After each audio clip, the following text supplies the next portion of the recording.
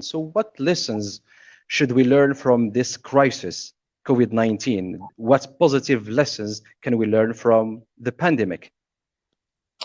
Well, we can take a look at some of the things that have happened and learn lessons from them. One thing that's happened is around large parts of the world, there has been an upsurge of local programs of mutual aid and support. People are helping each other instead of just trying to gain everything I can for myself and forgetting everybody else. Let's work on this together.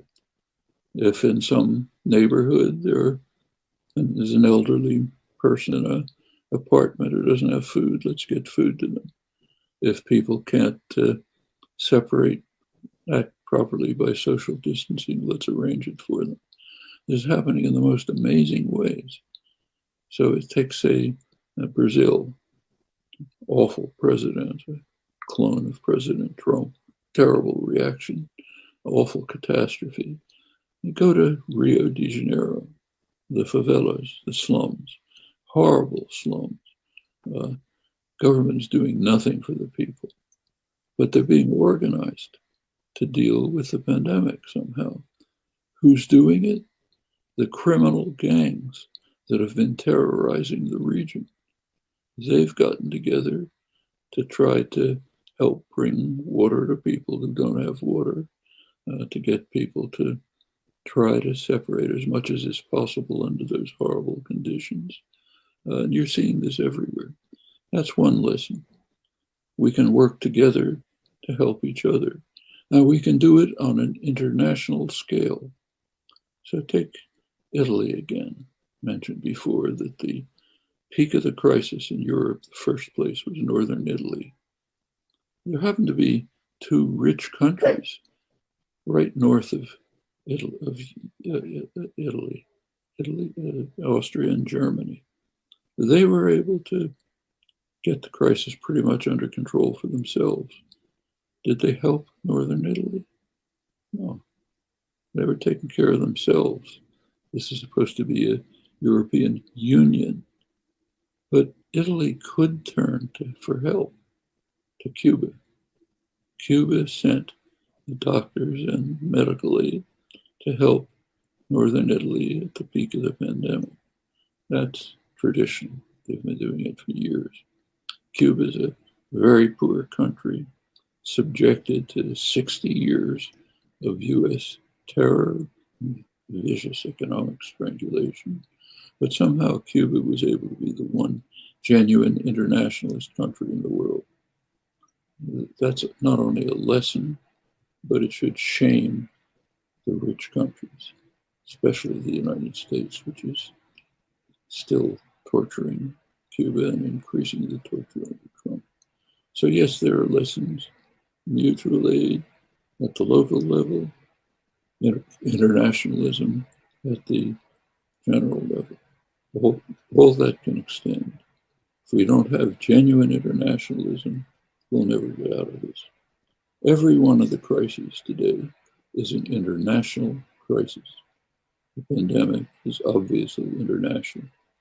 So New Zealand can terminate the virus as it did for several months, no more cases. Vietnam had no cases at all, but they can't stay that way. They can't wall themselves off from the world. There's going to be travel, interaction, it'll come back. It's an international crisis. The vaccine, when it's available, should be a public good, should be for everyone. In fact, all vaccines should be. The idea that there's any profit to be made out of vaccines is obscene.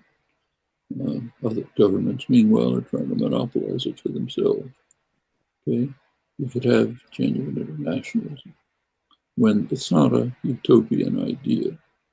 The polio, when I was a young person, was a frightening disease. I remember very well. The Salk vaccine, which was produced with government support and initiative, was made freely available to the world. No patent, no profit. It's a public good. like the air you breathe. That's the way it should be. In fact, that's the way medicine should be. That can be done. And the same is true of global warming. I mean, we don't have to talk about it. It's a global problem. If the United States, under a malevolent administration, decides to race to disaster, the whole world is in deep trouble. And it's got to be done globally. And in fact, this is true of just about everything you think about. Take, say, the exportation of jobs, which is harmful. Say, when American workers have a plant closed because they want to send the jobs to Mexico or China. It's a problem for the American workers. How do you deal with it? First of all, by taking the decisions away from bankers in New York and putting them in the hands of the workforce in the community. First step. Second step, internationalism. American workers have shared interests with Chinese and Mexican workers. China has a huge number of labor actions protesting against inhuman conditions. They can be supported by American workers. The unions to this day are still called internationalists, remembering an earlier ideal that they would be international. That can be reconstructed. Then these problems can be worked out by the people who bear the costs, the working class and communities, not by a gang of rich bankers who are trying to maximize profit for themselves. Okay, then you get a very different world, and you can deal with the crises. But I think it's fair to say that we're facing a choice between internationalism and literally extinction. Not that everybody in the world will die, but life will be unrecognizable. You just have to remember the situation we're in. You take a look at CO2 particles in the atmosphere. It's almost doubled since the Industrial Revolution. It's now at a level that was last reached close to a level which is now reached about 3 million years ago. It's getting close to that. At that point, the sea levels were about 30 meters higher, 25 meters higher. Can you imagine what human life is like that?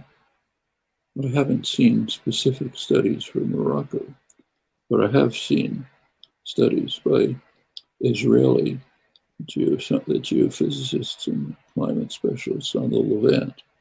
What's going to happen in the Levant region, Eastern Mediterranean. Their prediction is that within a couple of decades, the Mediterranean will have heated up so much that over the summer, it'll be about at the level of a jacuzzi, something you go into for a hot bath. And meanwhile, the sea level will have expanded over most of Israel and Lebanon. The region will be destroyed. The Gulf region is just going to disappear. Nobody will be able to live there. I mean, today you can do it with high technology, but it's going to get to the point where that's impossible. Where I live, Arizona, it happens to be, we're in a position where a drought, there's a river, the Colorado River, which provides water for the West and Southwest. It's fed by glaciers. They're melting. This means the Colorado River is declining. That means the temperatures here are already about 40 degrees centigrade, something like that. They're going to go up. Water will be gone. It'll be desert. That's the Southwest United States. This is what we're heading towards. Nobody's going to escape. I mean, there are some rich people who think they can build a gated community up in the Alps somewhere. No, that's not going to work. It's essentially over if we don't address this crisis seriously. I mean, leading climate scientists are saying, panic now, don't wait. Those are their words. We have to act decisively now. Again, we know how to do it. There are careful studies that show that, talking about the United States, that the problems here could be settled with a fraction of the expenses used to fight the Second World War. Again, it's not a utopian dream. And furthermore, it would make a better world.